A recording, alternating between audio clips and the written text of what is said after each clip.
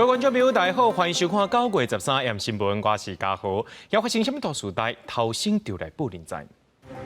这台农的技能是对巴西来的刷票是唔对有效日期，2000盒拢爱回收落价，是何需要针对票是错误要来处罚。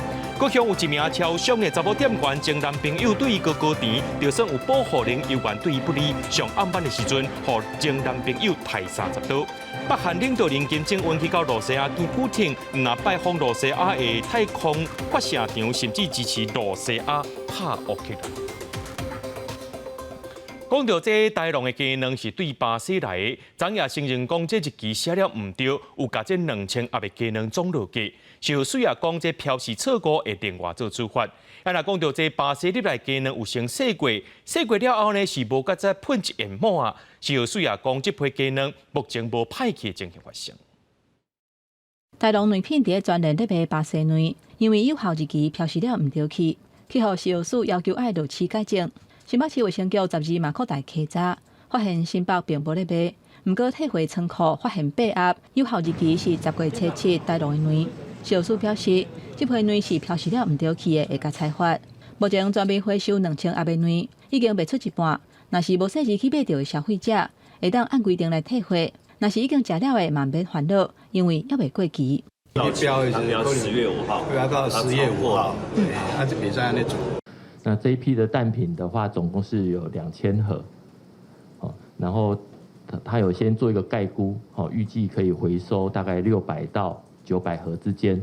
根据了解，专人继续购买这批巴西卵，回收了后，敢来当转做卵汁等加工来使用。农业部表示，有问过牧场，这批巴西卵有做喷蜡处理，所以保存期限有到4个月，并无问题。不过文件顶悬并无特别注记。现在食药署是确认卵经过台农筛选了后，并无搁喷蜡，不过目前并无变质的情形。从我们报验资料里面看不出来它有没有涂蜡。保存4个月期限的这些蛋，有看到在4个月内有变质腐败的情形，我们会再持续关注。国民党立委不满超市进口卵争议真济，13去监察院တင်情。洪明凯甚至质疑农业部长陈吉仲讲白贼。公布海关的资料指出，8月份也是有进口572吨的巴西卵，持续还是有进口，是不是陈吉仲自己又在打脸自己了呢？农业部发新闻稿表示，关务署顶悬的资料是会为海关放行会当领的时间，上尾一批巴西卵放行会当领的时间是8月17，目前已经全部拢领。佫一再强调讲，巴西的卵上尾一批到位的时间是7月17，了后就无佫进口。记者综合报道。其他建设施工造成厝边一栋公寓厝柜跌落去，其他建筑无确认安全了后，有开放住户登记厝内面。不过有机关接到တင်情，讲这住户因兜涂骹的态度呢，这必顺是比佫较大顺佫较深啊，而且楼梯有变较矮，烦恼讲这厝柜的结构拢会出问题。都法局表示讲，15到17这段期间，而且技术特经去巡过，若总有问题哦，会交予这基体建设来修理。若最伊唔处理者，政府也来接手。已经整个位移了，而且有下陷的状况。厝内壁甲楼梯分开，一连悬度也明显下降，一个门涂骹就沉落3公分到5公分。基台建设时间无细腻，造成徛架崩落落去。就算周边建筑无经过鉴定，确认安全无问题，和民众登去住，民众也是感觉真烦恼。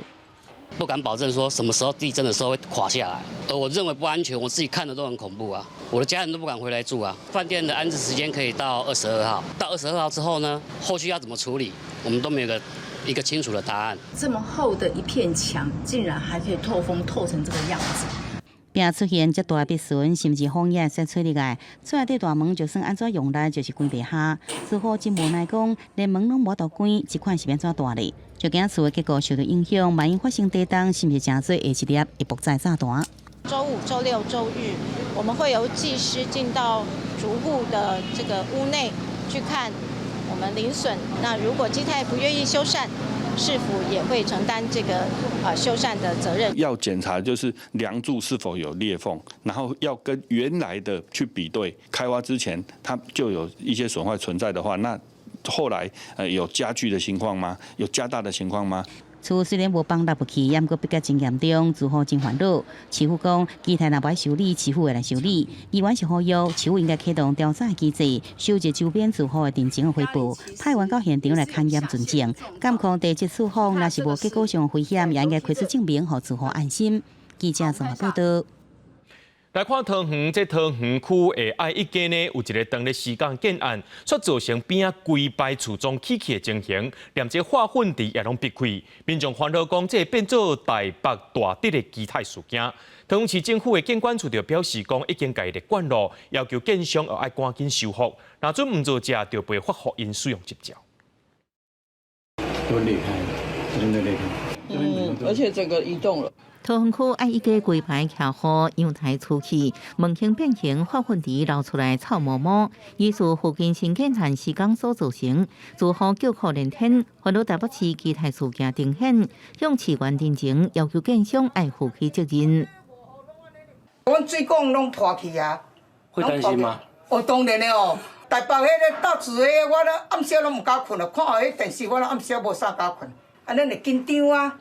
隔壁在施工，在建新大楼嘛，导致我们这几户的住户那个绿化下线，赶快把它修缮完成。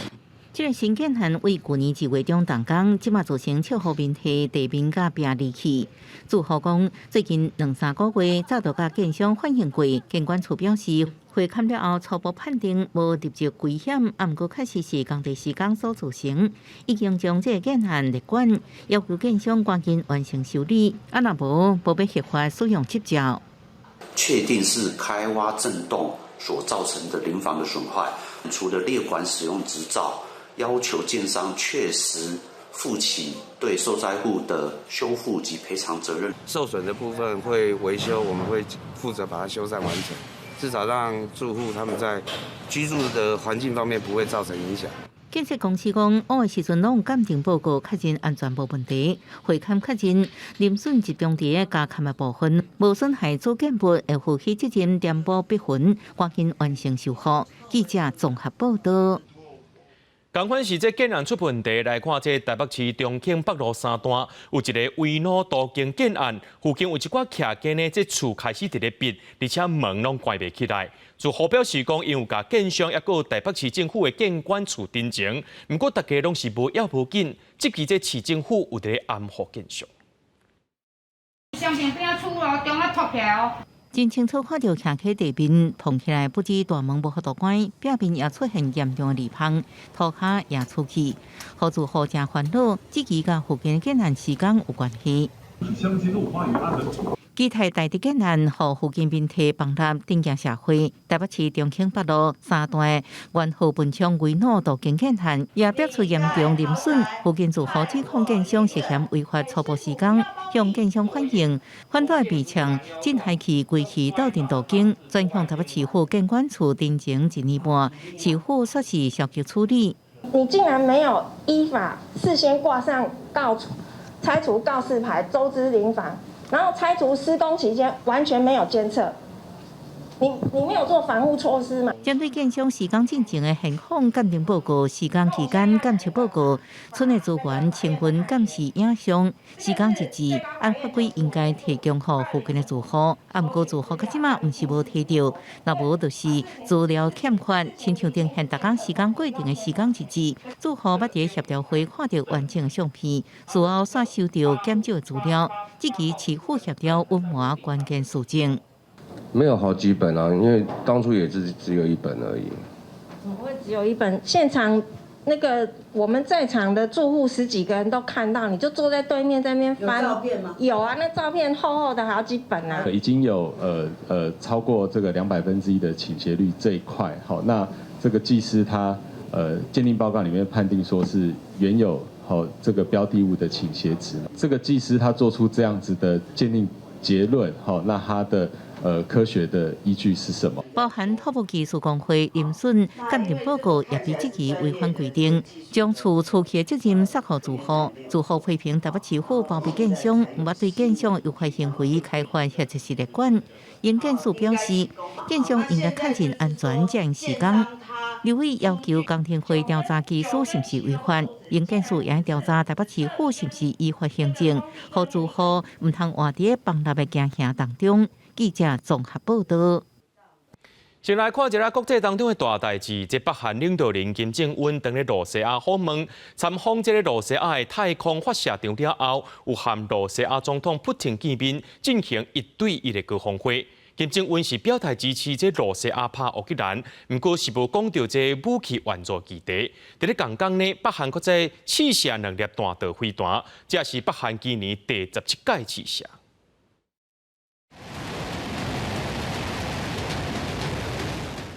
北韩13飞弹试射是今年以来第17摆发射飞弹行动。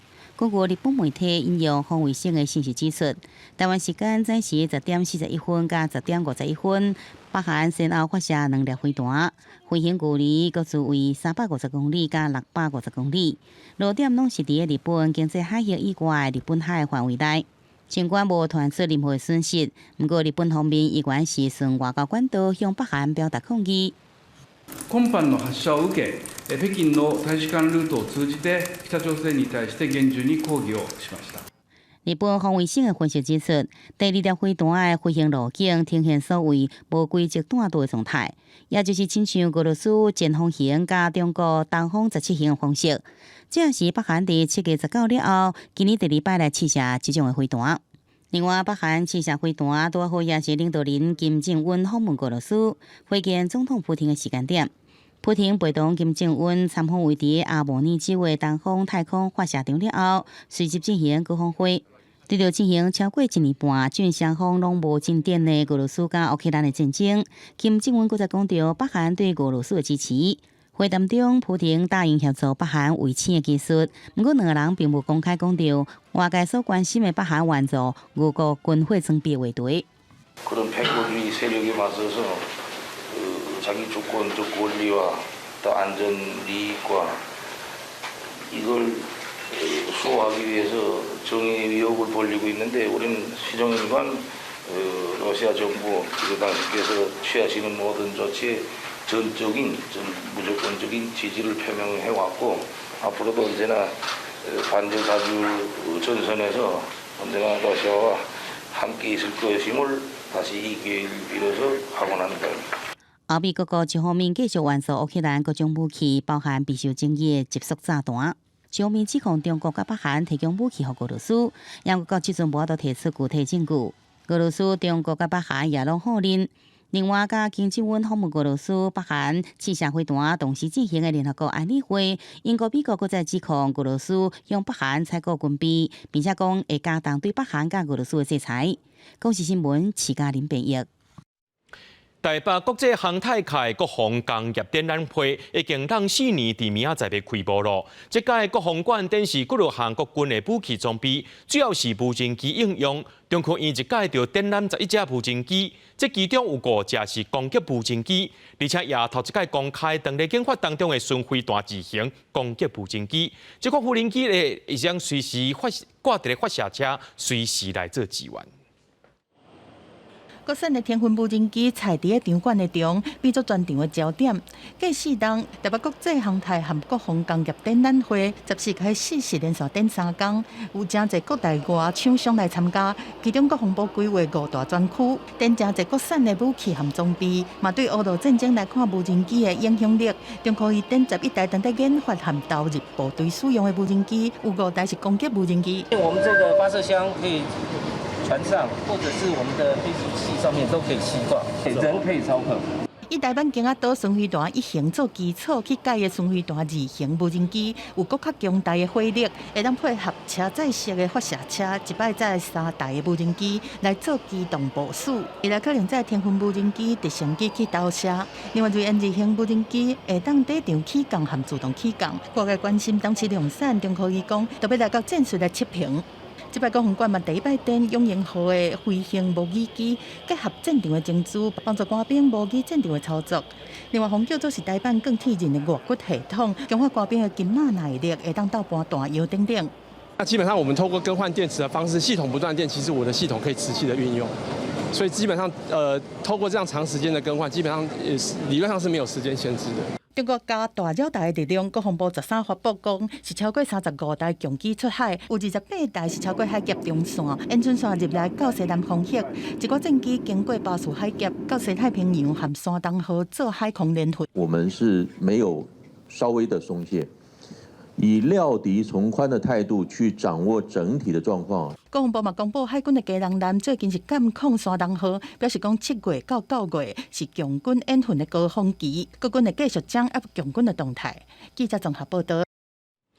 中国国台办公布福建对台示范文件21条，提出两化融合发展示范区的规划，希望会当吸引台湾的民众去到福建买厝，目的就是要让金门、厦门赶紧融合，甚至支持金门和厦门做伙用新的机场。不过有学者是认为讲，这个示范区若准备做是真困难，而且伫这个时间点，真明显是针对明年的大选。各位亲爱的台湾乡亲时段兄弟姐妹。大家早安，大家好，我是陈炳华。专工用台语甲大家小照问，国台办新任的发言人陈炳华头一场记者会发出报道台湾枪在我心，讲伊真侪年前捌伫台湾驻点采访，要透过这点优化大家距离。嘛，2月14国务院就要举行记者会，说明福建对台示范区具体政策。他也应该知道台湾民众，不喜欢。人家来用一些统战的这些语言来做一个互动的一个基础。国台办12日暗时公布福建对台示范文件21条，提出2项结合发展示范区的规划，内底有5大项，包括取消台胞占大登记，鼓励台湾民众伫福建买厝，纳入中国社会保险体系，而且特别强调讲。支持厦门甲金门加速结合发展，甲金门通电通桥，支持金门共用厦门新机场。福州马祖嘛是比较办理。学者讲，这个时阵提出示范区，政治的意味是真高。希望能够拉拢金马的民众到中国去发展，策略上其实某种上有试图想要影响在台湾的选举，有借选的这样意味。吴小弟认为讲，中国进前嘛有提出经济示范区，不过拢失败。加上目前中国的经济表现无好，嘛有国安风险。对台湾民众来讲，去中国做生意买厝，吸引力已经无大。不过这项计划有想要让金门马祖的民众更加挖进中国，都要特别注意。记者综合报道。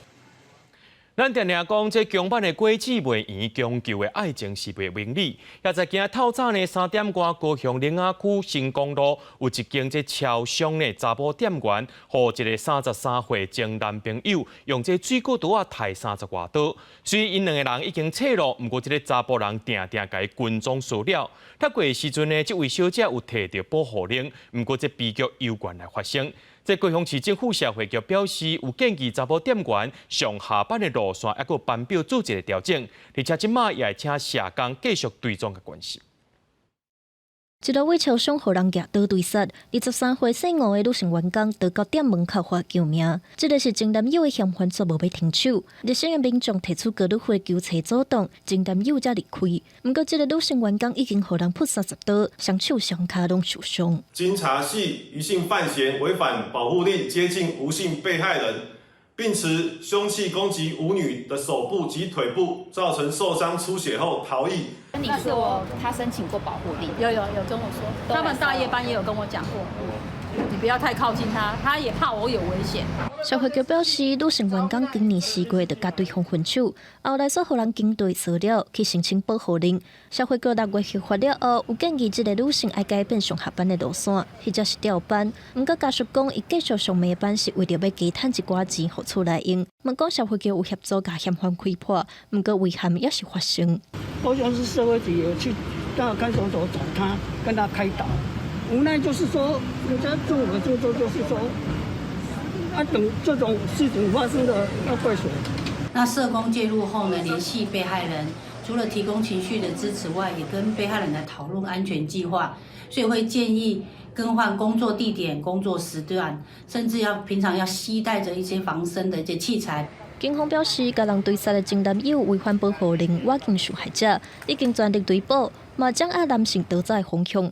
若找到人会依照违反家暴法设定未遂等罪嫌，移送高雄地检署侦办，嘛会建议法院甲人收押。记者综合报道。进前有民众的车歹伫咧高速公路顶头，不过这个民众希望是熟悉人来甲伊拖车，想袂到伊就用塞嘅甲这车塞到边仔去。国道警察表示，讲即款的行为已经违规了，会罚3000到6000。不过这高速公路顶头车是拢咻咻叫，看起来是真危险。两个民众伫咧修理车后壁斗刹车，过无偌久，连驾驶嘛都来斗相共，但是因人伫咧车道顶悬，看起来真危险。国道1号往南143.7公里，当路段初10下晡是发生修理车故障停伫咧路肩。虽然讲高公局的拖吊车和风浪车拢经到场，但是车主想要找家己熟悉的拖吊车业者，决定要刹车到头前的立车弯遐，但是外面看起来真正就危险。这样看起来很危险啊，因为高速公路上的车速比较快。我可能就会先靠边，然后放三角锥，然后打开警示灯。国道警察讲，伫高速公路顶悬刹车已经违反道路交通管理处罚条例，违规减速临停的规定，会当罚3000到6000。车若歹去，正确的处理方式应该随伫后壁50到100公尺的所在，放三角各种警告标志，卡198通报，而且1点钟来把车刷走。在高速公路上，如果车辆故障，应依规定在后方摆放故障标志，然后并且尽量的移至路肩，然后同时要在1小时内排除。那关于本案当事人下车推车的部分，是违反《道路交通管理处罚条例》第33条第1项第8款的规定。警方强调讲，高公局有特约的拖吊业者，拢有公开统一的收费标准，民众较免烦恼讲业者黑白开介绍，此外嘛有固定申诉的管道，若有信用卡救援服务，嘛同款爱伫规定时间来处理了，若无嘛是会罚款。记者综合报道。伫咧今年5月，这台南北区成功路和中基路路口，有一个2岁外囡仔过车路时阵碰撞死。除了地方检讨，警方也加强执法。不过，车狗呢，伫咧成功路、公园路的路口，如果一个富人人行伫咧斑马线顶头，互轿车撞到，目前人是伫咧住院，加在是无生命危险。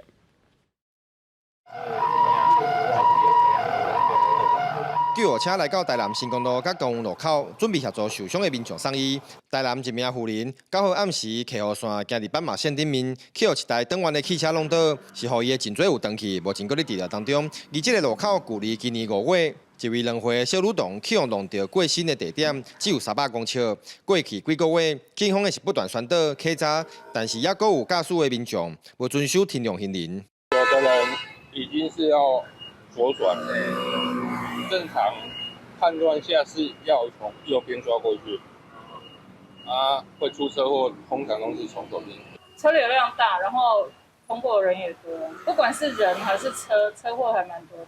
强力取缔不停让行人违规计795件，比起去年同期83件，增加712件，其中又以成功路段107件为最多。除此之外，今年6月底，道路交通管理处罚条例修正道路违规记点新制上路。台南市交通局统计到7月底，短短1个月进行举发案件，就要接近10万件，其中更有将近6万件的交通违规驾驶人都在记点的处分，其中以超速18000件上侪。这6万多件并不是全部都在台南市发生的，那这些案件的违规太阳最多的是超速、人行道违规停车或交叉路口违规停车的话。这如果违规行为成立了，会记违规点数1点。台南市交通局是讲，驾驶人一天内违规记点达到12点，就会吊扣驾照2个月。台南市交通局是提醒，若是收到交通违规单的时阵，若是违规的驾驶人并不是车主本人，车主就必须爱伫咧罚单顶面注明，因教员的日期进前办理规则的实际驾驶人。记者王正云报道。地中海风暴礼拜吞达利比亚东部，造成2个水坝崩起，这沿海城市跌落，或者大水引起，上无有5300人死亡，上万人失踪。有专家认为讲，这利比亚直接伫咧内战，这基础建设根本就无做，才会变甲遐尼严重。厝拢倒了歹歹去，车后互土石带掉咧，互大水冲过城市，敢若炸弹炸过共款。风暴丹尼尔侵袭地中海国家，中从利比亚东部沿海城市跌落。根据当局讲法，大水河造成2座大水坝放弃，冲走跌落。当地的村庄甲真侪桥造成几若千人死亡，上万人来失踪。有一寡病院即阵已经无法度运作，停尸间的尸体侪甲藏袂落去。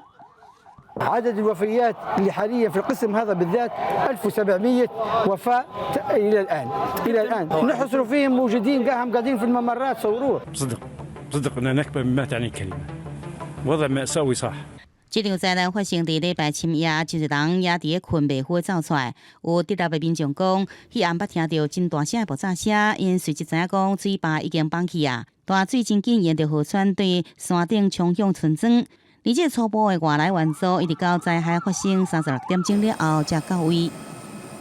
Part of the roads accessing Derna have been destroyed, so the city is isolated, and efforts to reach the city via sea haven't materialized yet. Of course, there's the bigger problem of the political impediments to aid. 利比亚长期互东西2个敌对势力控制，政局无稳定，一直发生内战，掌权者忽视国家基础建设，才造成即阵救灾困难。另外，由国际援助一般经由西部控制区来进入，为伫东部的灾区想要得到救灾资源，也系地方的政府来答应。像土耳其救援队已经到利比亚，邻近国家的救援团队也陆续来投入救灾。公视新闻杨干编译。来看南美洲国家智利最近也发生崩塌意外，而且唔哪一届。中部城市瓦巴莱索有一个度假的一个社区呢，顶个月一栋大楼边的车路熊熊塌落去，变做一坑。另外车闸另外一栋附近也塌落去。当地政府为着民众安全，赶紧把这4栋大楼拆开，有200人所开。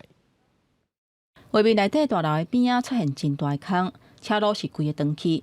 伫智利中部的瓦巴莱索，一个度假社区边仔的山坡地，车闸熊熊大规模崩塌，崩起的地点就伫咧大楼边，而且这已经唔是头一届发生啊。Una lluvia extraordinaria, más un suelo que ya estaba erosionado, se generaron algunas dificultades en la parte baja de la duna, lo que fue subiendo en la medida que llovía, ¿no? Y eso genera un segundo socavón poniendo en riesgo en este caso a las personas que lo que termina finalmente en esta evacuación preventiva. 这个真大的坑差不多有10公尺宽，5公尺深。当地政府怀疑讲，拜六礼拜就大水雨，土坝松软，才会来放弃。就伫离礼拜放弃的地点无偌远的所在，嘛有另外一个真大的坑，是顶个月出现的，一个月来崩2届。律师指控附近的工程有大问题。Sin las cuales no se hubiese producido necesariamente este socavón, las lluvias en esa cantidad están absolutamente anunciadas. 就算目前大楼无出现各样，不过为了确保安全，当地政府车闸紧急把附近4栋大楼差不多200个住户疏开。Tratar de alquilar algún departamento más pequeño y apurar las gestiones administrativas y judiciales para ver si podemos volver a la vereda. Porque el edificio, por lo que yo tengo entendido, no tiene ningún impedimento. Claro, tampoco. 住户希望量早理清是安怎会帮一个遮尔假力，而且互因赶紧登去处理。那当地政府表示，目前当地评估损失，会赶紧确定地区大规模崩塌的原因。公视新闻齐婉玲编译。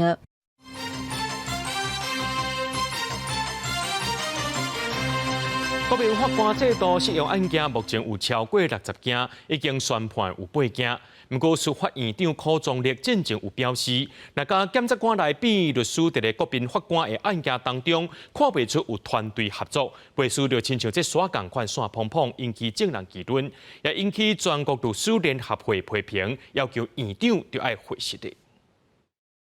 今天是9月9日的律师节，参加律师节大会，司法院长柯宗力当场是要互人民主，直接讲伫国民法官的案件，各方是点出检辩双方实力无对等的现象。律师拢是一个人在拍拼，就算辩方真侪人出庭，嘛看不出团队合作，看起来就敢若散沙，这话嘛引起争议。工会其实有努力，就说我们表现还是一团散沙，那种态度当然会觉得说。那我们好像也不用再努力了吧？昨天司法院跟我们那个年度事务座谈会，院长一上来致辞，他立刻就道歉了。真正已经模拟过的、玩过一轮的律师都明白的说，他不愿意接，他们认为这个根本不足以吸引他们去接这个案件。目前去接的案件的律师，通通都是没有模拟经验的人，自然没有办法马上上手国民法官案件。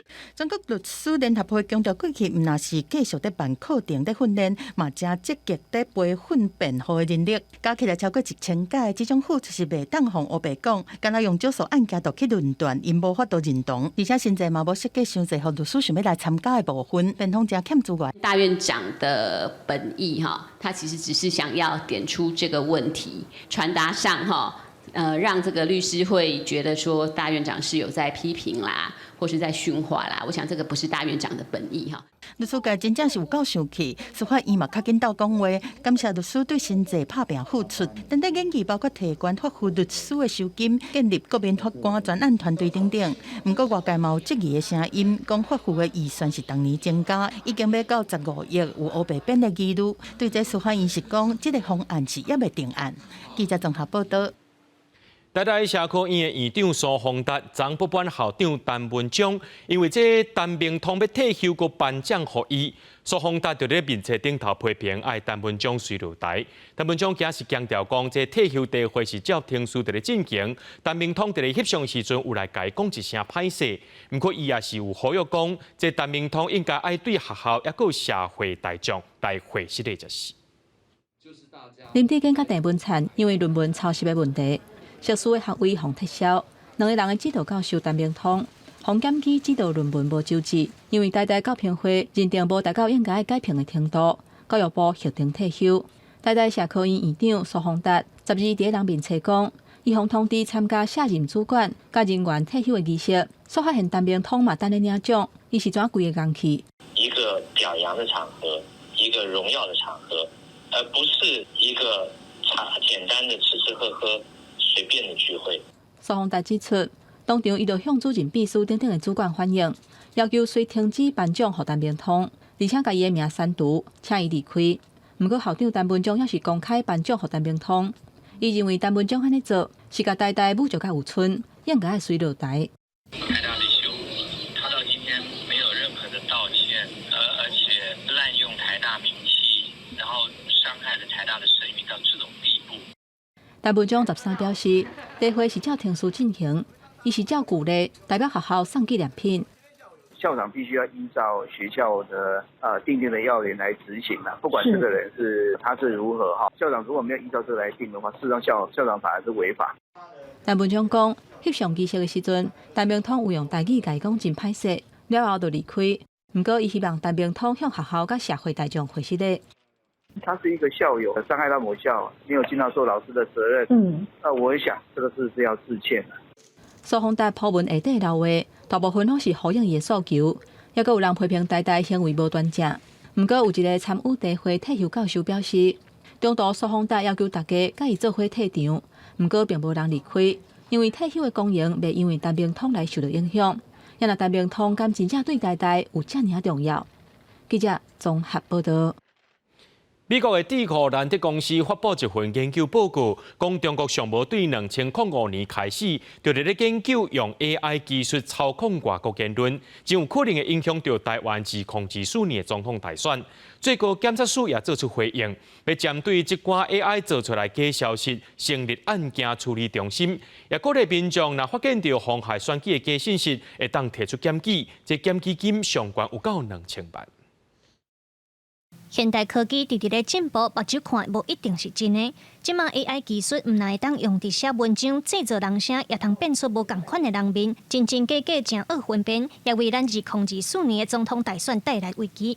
美国智库兰德公司最近发布一份研究报告，指出中国真有可能会运用 AI 技术和制作假信息来影响台湾的选民。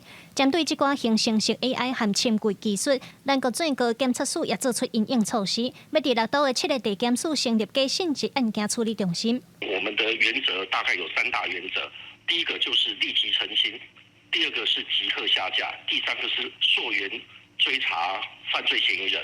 到了选举前1个月，那我们是这些检察官都是24小时值班，随时接受这个警察的报警指挥，或者是民众的检举电话。最高检察署表示，选举期间除了有检察官专案查班随时应对，另外嘛有含各大媒体平台开会过。选举期间若是有假信息，嘛要求媒体平台随落架。但是 AI 制造假信息的技术提升量更大，也让事实调查和辨认的时间变得愈困难。像我们最近有一个，不是说那个因为福岛核废水啊，怎么造成巨大的龙虾啊什么的，但是那个照片是 AI 生成的。在这个台湾的媒体生态系里面，我们目前是欠缺这样子的技术能力，所以我们必须要去跟工程师跟这些研究者，我们需要跟他们协力。选举期间，定定是假信息上多的时阵，高检署表示，形成式 AI 和深柜技术是属伫选罢法104条不实信息的规范。高检署嘛鼓励民众，若是发现妨害选举的违法行为，通卡专线检举。检举的奖金上悬有2000万，毋望会当防范境外势力介入咱的选举。记者卢尚如、曾俊佑台北报道。疫情解封，入境台湾的外国游客伫今仔日超过400万人，第400万的旅客是一个对韩国来的旅程。行政院的副院长郑文灿也到现场甲伊欢迎。郑文灿表示讲，政府有信心，伫咧年底之前达到超过600万名外国观光客来到台湾的目标。 그냥 대만의 길거리 풍경 이런 것도 좀 직접 즐겨보고 싶었고 맛있는 음식이 또 많다고 해서 야시장 이런 것도 궁금해서 오게 되었습니다. 欢喜甲礼物收落来，来自韩国的旅行游客甲亲人来台湾佚佗4天3暝，一个行落飞行机就真幸运，变作是国内今年第400万位入境的外籍游客。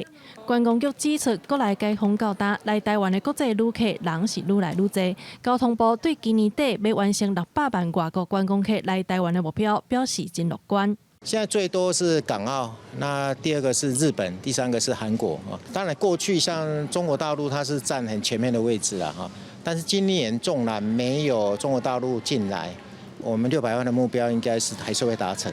根据统计，疫情进前的2019年来台湾的国际旅客大约是1100万人次，其中中国的观光客有约270万人，是上大部分的。面对中国一直唔肯开放旅行团来台湾观光，台湾政府也搁再一摆向对方出声。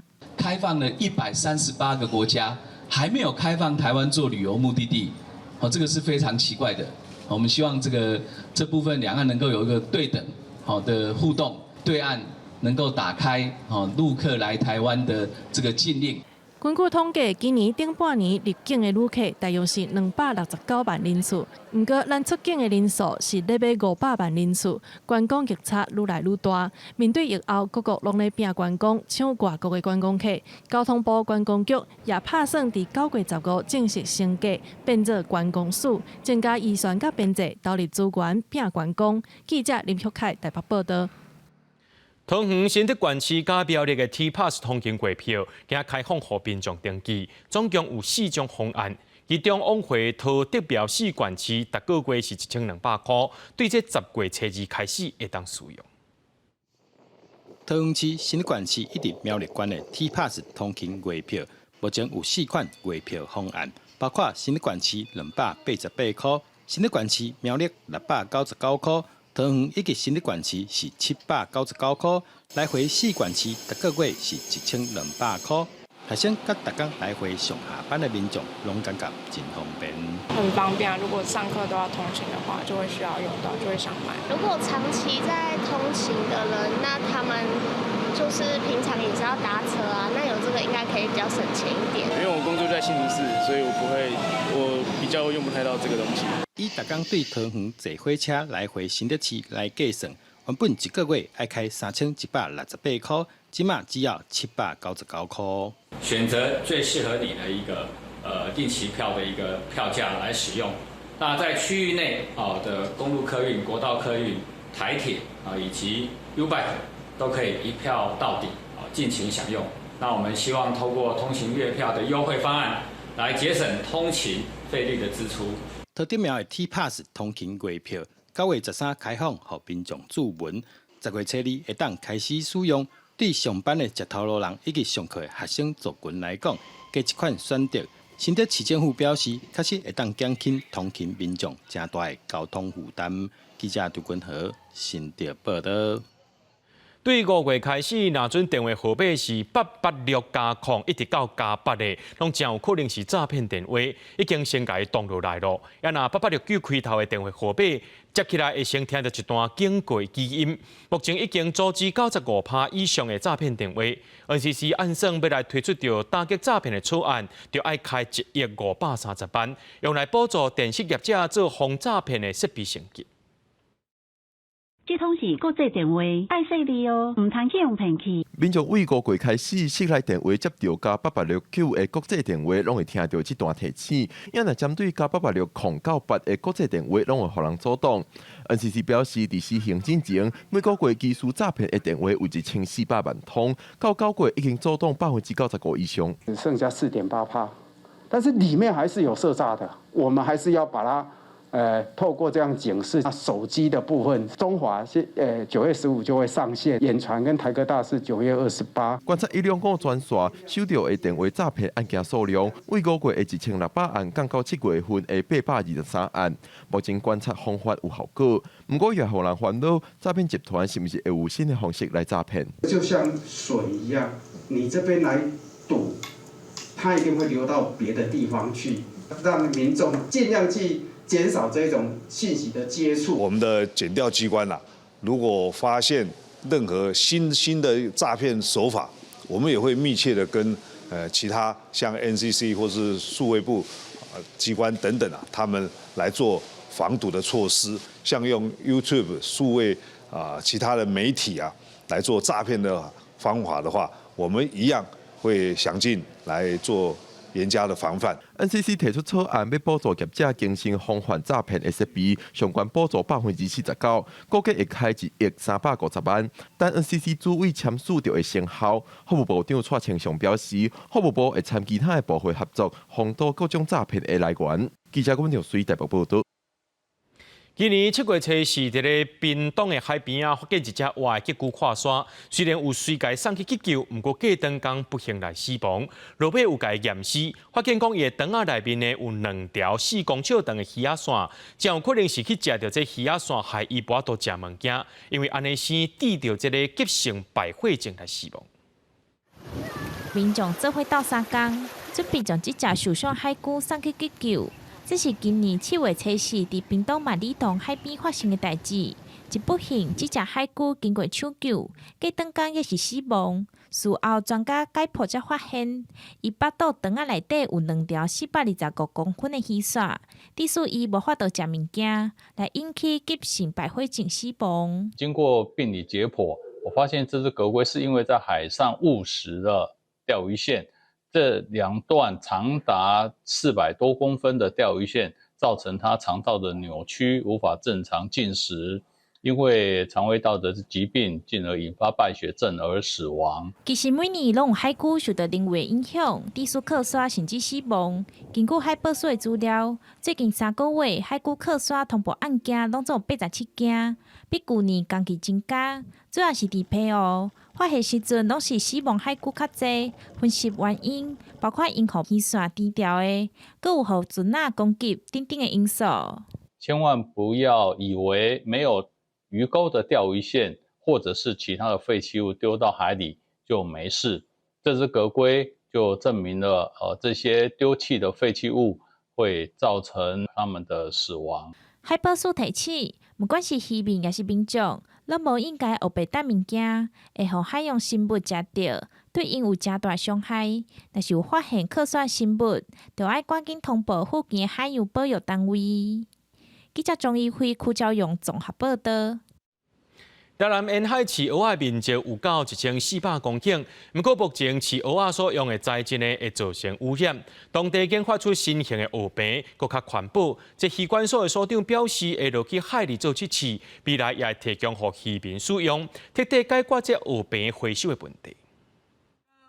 工人甲一支一支黑色的塑胶管摆好势，用塑带甲固定好好。因当咧做面积100平方公尺成型的蚵饼仔，成型的参传统的上大的差别是材质无共款。但是蚵仔产业发展协会为着蚵仔产业的永续发展，要改用 HDPE 材质来饲蚵仔，除了袂像 EPP 铺具就较破气，嘛减少对海洋甲人体造成危害。进前阮都实验有参加过啊，毕竟伊的物件较用较实用。这个物件伊有法度用上差不多50吨，而且如果伊有损害，伊会使修补，比咱早头咱的讲迄个 PVC 会更较这个环保。目前市面上铺具有 EPP 甲 PE 艺术家两种材质。台南社区大学海平废弃物监测室发现，无论是 EPP 也是玻璃拢材质，拢会对海洋产生污染，因毋茫彻底禁止使用。台湾修法2026年会全面禁止用玻璃拢铺具。机关所表示，目前市府已经无补助 EPP 啊，毋过前几档拢总补助3000外万，只是话要禁 EPP， 恐惊引起反弹。台南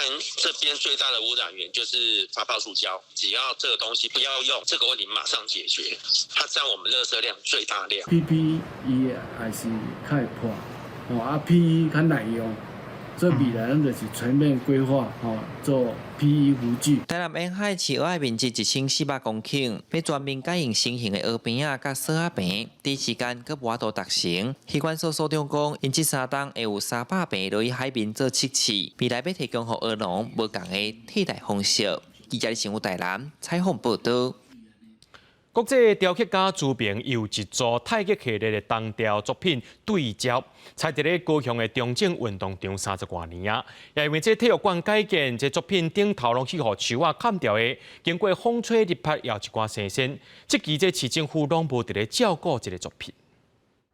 中正体育场正伫馆室边仔空场，采入一组悬250公分、雕刻大师朱明创作的太极系列铜雕作品对焦，一区一徛人形，沿过顶面互大树砍掉咧，看袂出完整的模样。也互艺术收藏家发现，风吹雨淋已经出现生鲜的色地。唔甘大师作品被忽视，收藏家投诉媒体，建议把作品锁往适合的所在。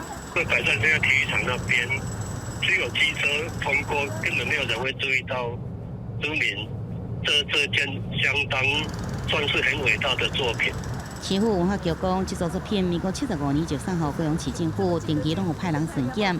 查到树荫是因为边仔施工，因为场所限制，无得动用大型机械，前个人工来修剪，绝对无重视。这个都是误解，我们都有派人定期的维护跟巡检，相关的这个一致评估，我们现在已经在启动。其实展在户外的作品呢，是非常需要日常的清洁跟定期的修复跟维护，这样子作品才会是一个良好的展示状况。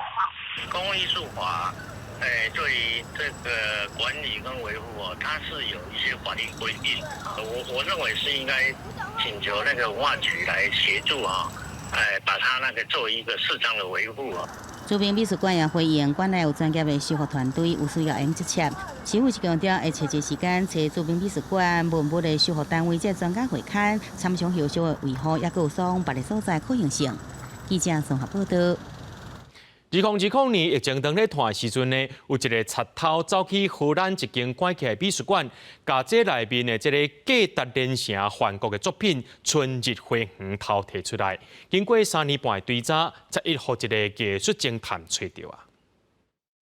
查拉将玻璃门拍破，探知2020年3月疫情期间创立伫荷兰已经封馆的新格拉伦美术馆当中。将美术馆为格罗林根美术馆招来梵谷的画头作，这个互人头作的画是梵谷伫1884年所创作的《春日花园》，春天伫罗宁的莫斯公馆花园，估算7大下新海票1到2亿。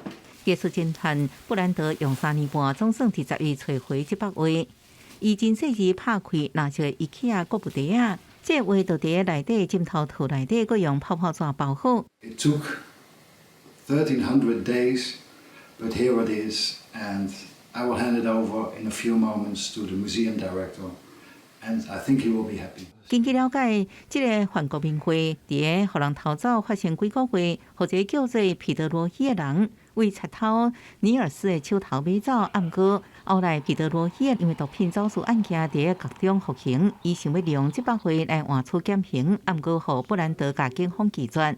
伫这时间，这百回一直海路不明，一直到2礼拜进前，一个讲是甲窃案无关系神秘查甫人主動聯絡布蘭德，講伊想要行這百位。I couldn't believe it, but it's really happening. It's physically there and it's safe and it's in not perfect condition, but it's fine. 荷蘭警方技術犯罪部門證實，這百位是真的。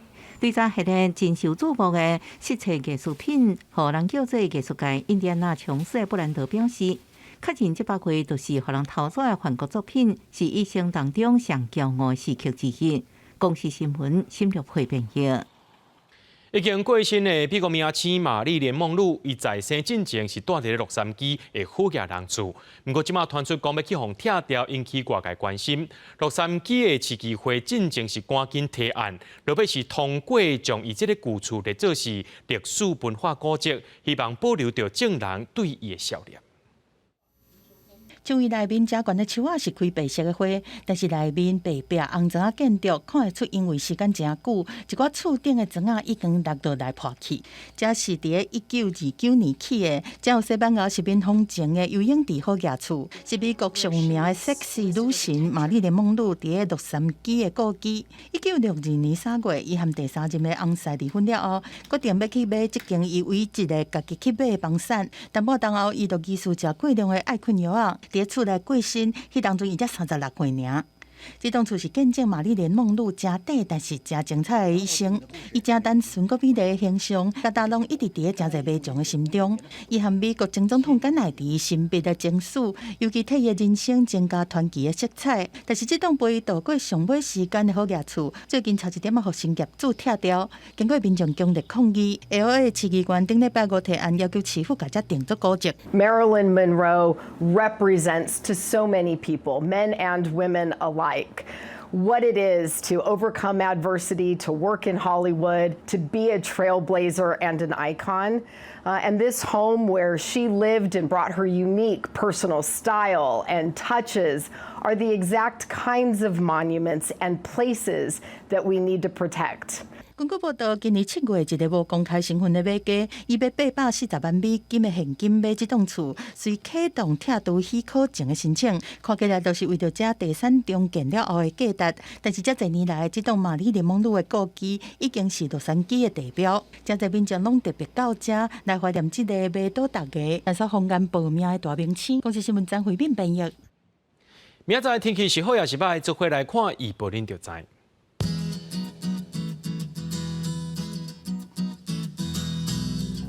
吉蘭到新竹對24度到33度，苗栗到雲林對25度到34度，嘉義到屏東對24度到32度，宜蘭花蓮台東對23度到33度。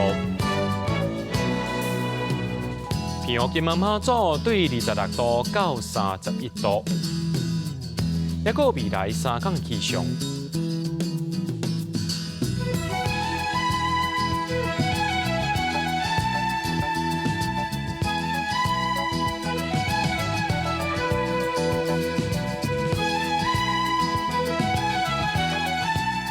在新聞最後，感謝各位觀眾朋友收看今日AM新聞，我是嘉豪，明仔載暗時1點咱再相會。